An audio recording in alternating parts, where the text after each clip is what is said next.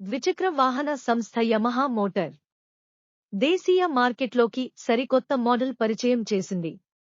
మార్కెట్లో అత్యంత ప్రజాదరణ పొందిన మోటార్ సైకిల్ FZX బైకును మార్కెట్లోకి విడుదల చేసింది. ఢిల్లీ షోరూంలో ఈ బైకు ధర 1.39 లక్షలుగా నిర్ణయించింది. 149 సీసీ ఇంజిన్తో తయారైన ఈ బైకులో traction control system, single channel ABS వంటి ఫీచర్లతో రూపొందించింది సంస్థ.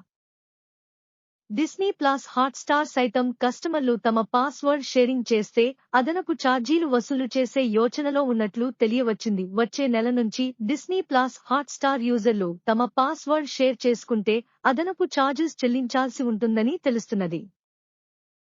సాధారణ ఎన్నికల వేళ రాజకీయ నేతలకు సోషల్ మీడియా దిగ్గజం మెటా షాకిచ్చింది.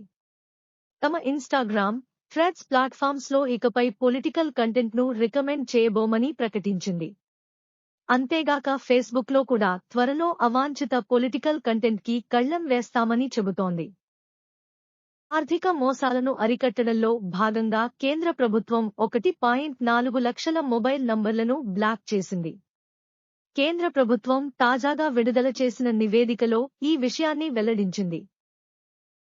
ప్రస్తుత ఆర్థిక సంవత్సరం 2023-24లో ఉద్యోగ భవిష్య నిధి సంస్థ EPFO తన ఖాతాదారుల ప్రావిడెంట్ ఫండ్ PF నిల్వలపై వడ్డీ 8.25% పెంచుతూ నిర్ణయం తీసుకున్నది.